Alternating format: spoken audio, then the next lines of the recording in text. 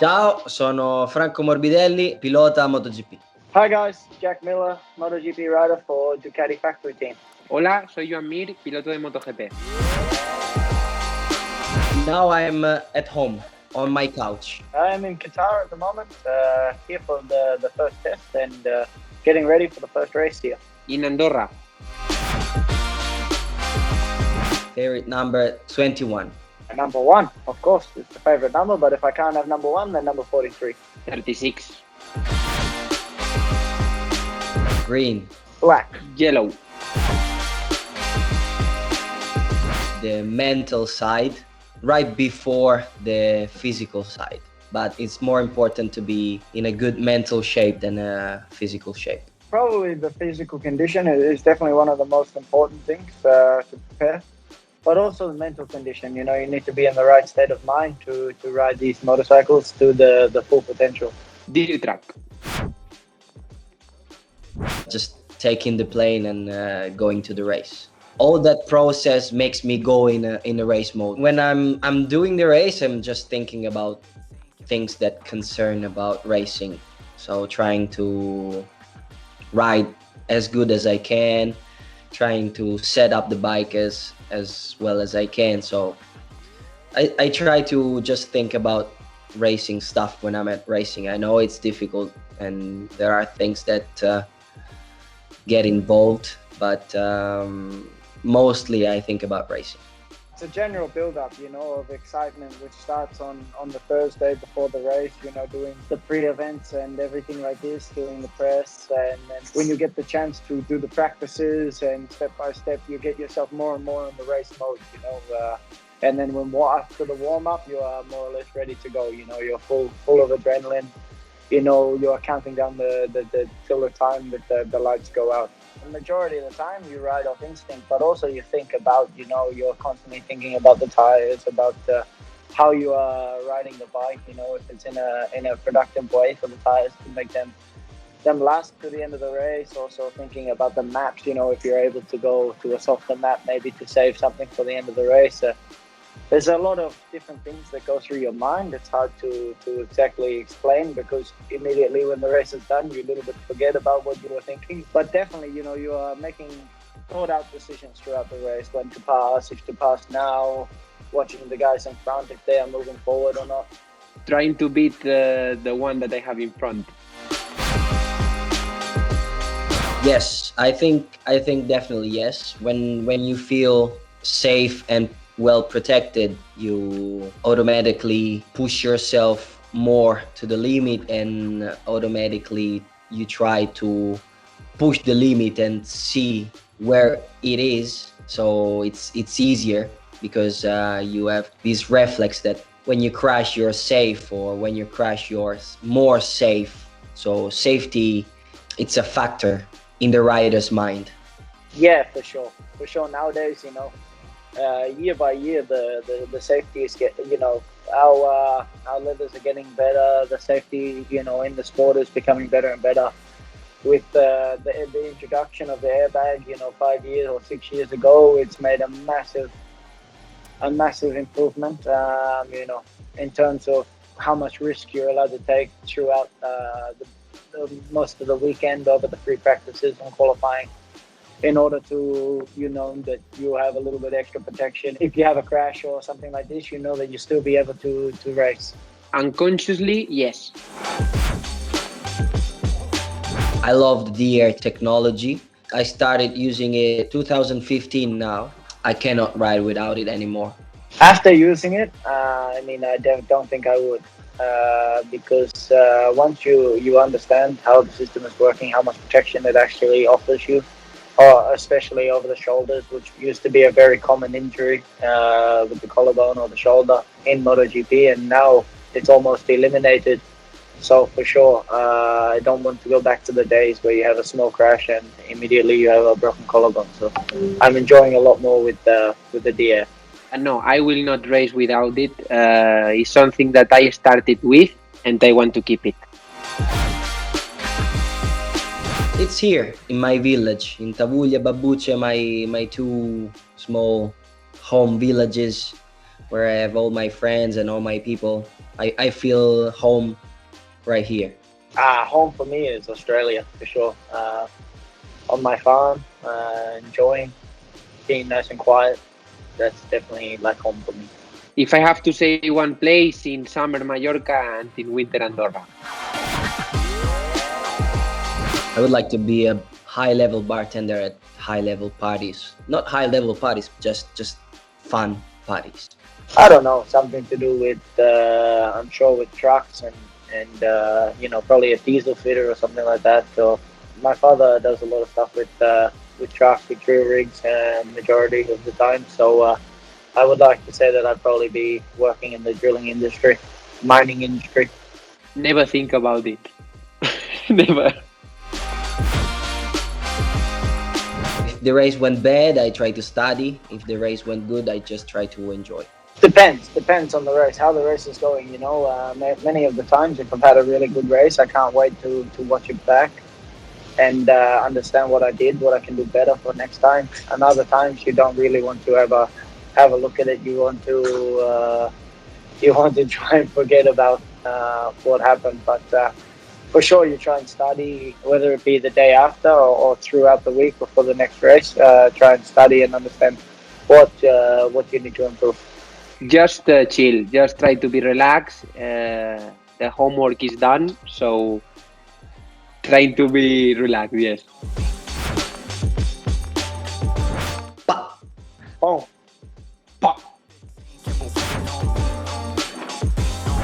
Dainese, for sure. I loved Dainese. I loved watching Vale racing with Dainese, and I was dreaming about using Dainese. And I was lucky because I started using that in quite soon in my life. I was 12 and I was already using that.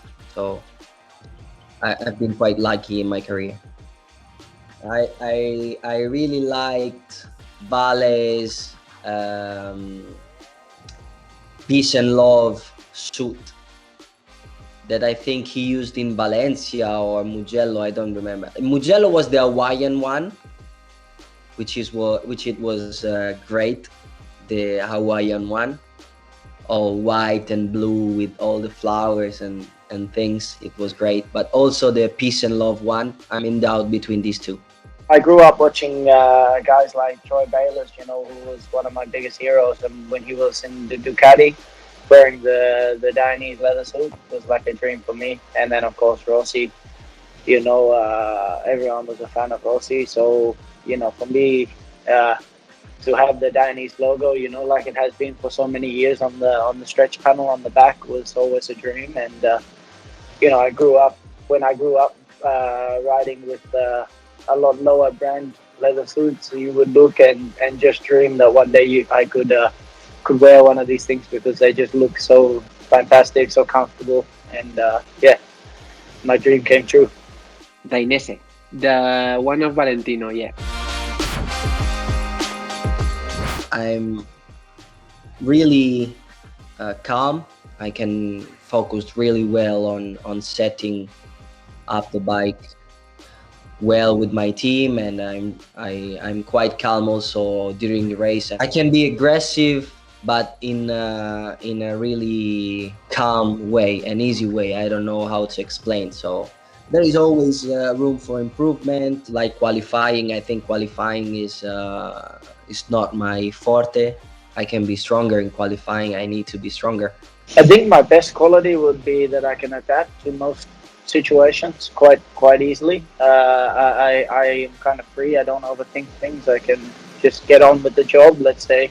Maybe sometimes this is also one of my worst qualities because I could probably think things a little bit. I tried to work on it in the last years to try and think things through a little bit more, try and understand a little bit more. Let's say the process of a MotoGP race especially. You cannot just all the time off your rider's instinct. You need to really think about it and make calculated decisions. So this is something I've had to try and teach myself in the last years. Best quality braking area, and the one that I have to improve is the qualifying. From Jack, I'd steal the speed in quali. He's really strong. He can make a really powerful single lap in qualifying. He's also strong in racing, but there are racing weekends where he's struggling, and he's struggling to get into Q2 during practices. But then when you go to qualifying, he's able to jump up quite a lot, and that's the thing that I would steal. And from Joan, the last 5 laps of the race, he's really strong. In last 5-7 laps of the race, he's really strong. So I would steal that. I think Morbidel's, I would probably take off him, you know, how he can get to the front of the races and is able to push lap after lap and be more or less in control of a race. This is probably my weaker point, is getting to the front of the pack and then being able to just not think about the other guys behind me, just focus on myself. And if I have to take something off Johan, I'd like to take that World Championship title. The smoothness of Morbido and the qualifying lap of Jack. According to the papers, he's Joan. According to me, I think it's a nice battle between me and Jack, because last year we finished the season quite strong, both of us. But I would say me, just because I am me. Valentino, I've won 9 World Championships, so I think he's been the fastest for a very long time, but hopefully Jack Miller can be the fastest guy in his rider this year. Myself. I think Joan is an overtaker. Last year he had to overtake many people, because starting from far behind, like he used to, and then in the races he would get back up in the chart quite fast, or step or slowly. Anyway, he would get back up, and yeah, I think he's the guy that made the highest number of overtakings last year, and the best ones for sure. Frankie is pretty good at overtaking. He's not too bad. You know, him and I had this fantastic battle in Valencia last season. He got the better of me, but I was able to take it back off him in Portimao. So I think it's kind of a close one at the top there between Frankie and myself. I think both of us, we are really good overtaking. I have to say myself, but I think both of us, we are good. Jumping on a bike and try to fight for the title again. To win the MotoGP Championship, I think like everybody else, apart from Johan, he's trying to win it again. Become 2 times MotoGP World Champion. Joan is the man, and there are some other riders for sure. And both Joan and Jack are really strong, and they are for sure on the main course, for sure. I think the 2 guys in the interview with me, I think Frankie and Johan. You know, Frankie was second last season and finished the season incredibly strong. Johan also, you know, he's the current world champion. So I think these 2 guys are probably the biggest contenders for the championship this year, and we have to try and take it to them. Not one, a couple of riders we have to beat.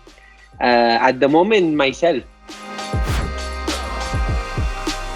This I don't know. There's so many strong guys on the grid at the moment that it's hard to just say one. But I hope me, but we will see. I hope I will try to be the one, but will be difficult, of course. I would challenge Joan with the snowboard, because I know that he skis and he doesn't go on the snowboard. So I suppose he's not so good on the snowboard. Maybe yes, but I don't know. I challenge Jack playing ping pong. I don't know if he's good in table tennis. I don't know. So I challenge him on that. I think we all need to do a dirt track race or something like that. It would be good. Dirt track or motocross, that would be not a bad little challenge to put out to the boys. I know Johan goes quite well on dirt track. We've ridden together a few times, and also Frankie is meant to be one of the fastest guys. I haven't seen him, but he's meant to be one of the fastest guys at the ranch. So I think this could be a good challenge. 3 riders in the ranch. That will be a good challenge. If I would invite Jack and Joan for dinner, I'd cook some Italian dish some pasta. Maybe carbonara, maybe pasta ragu, something good from Italy. They'd enjoy for sure. I'm Australian, so I think I'd have to cook a barbecue for sure. Maybe some steaks on the barbecue, some ribs, a few cold beers out of the fridge. Difficult question because I don't know how to cook. We will ask for some pizzas. Some tropical place, some beach place. I am sure that Joan likes that kind of places. I don't know about Jack. I don't remember, but I think yeah, for sure. On holiday, I would take them on holiday to my farm. I don't like to go anywhere else. I prefer because most of the year we are away, so any chance I get for holiday, I go home. And I think the other two can enjoy also quite a bit at my house. I don't know about Morbi, but with Jack, we will go to Ibiza. My new workshop, Green from Beta. It's very nice with all the tools and everything. Nice. A lot of stuff. I don't really buy anything spectacular. I think my biggest purchase to date now would have to be my bulldozer, my Caterpillar bulldozer. I was fortunate enough to buy one of these at the start of this year. You know, I ordered it from Caterpillar and it arrived just as I left Australia. I have this. In Australia, I got pickups. I have a Holden pickup ute, which is like the last of the Australian cars, 600 horsepower pickup, which is quite nice. I don't drive it. I have it parked in the garage as a collector's item because, as I said, they don't make them anymore. And my everyday car when I'm at home in Australia is a Chevy, like a big American pickup. I like this because I can put my motocross bike in the back, plenty of stuff inside. It's a lot of fun. But then, yeah, just a whole heap of motocross bikes. I collect classic two-strokes, so I have Honda and Kawasaki 500, the last ones they did, sitting in the garage. So these are probably my two prized possessions. I'm in the process now of putting them on the wall, like a trophy. The motorbikes, a lot. And a couple of cars, come on. I would say school. All my friends at school, and yeah, I would say that. Not studying, but the moment where you break from study and you enjoy with your friends at school. That's one of my best memories of my childhood. I think as a kid, you know, I look mostly back on when I would be alone. You know, I was on the farm. You know, I would ride every moment I could, and looking back, you know, I used to even take out my farm bike that we used to use. I used to have my dad move the cows and stuff like that, and I would go and because I couldn't ride my race bikes all the time, so I would go and just ride around on that. And in my brain, I would think I was racing the Paris Dakar or something like that. You know, racing the Dakar. So, you know, just dreaming as a kid of racing some sort of motorcycle. So I think this, you know, just using your imagination as a kid, having the freedom, living on a farm to go and ride all day. When I started with motorbikes with 5 years old, yeah, that can be a good one. Difficult question. When I grow up, I don't know where I will be. I would like to be more wise than now, more sharp, more intelligent than now. I want to be linked to the same people that I'm linked now, that's for sure. Hopefully retired with a big belly on my farm. You know, I don't think I will have a big belly because I enjoy riding motocross a lot, and I hopefully will have a nice track set up again by then, and yeah, hopefully helping some younger riders come true. Not 20 times world champion, but I would like to be somewhere in the sea with a boat, with the work done, and I think that we can call the paradise that thing.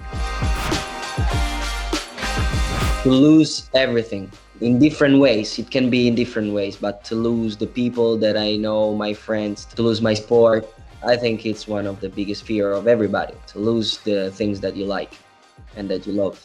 Hard to say, really. I don't feel I have like anything that really I think about or anything like that that really scares me. I think the fear of failure is quite scary. You know, thinking about not making it or doing something wrong. To wake up one day and don't that lose my speed, you know, that can be the biggest fear that you can have.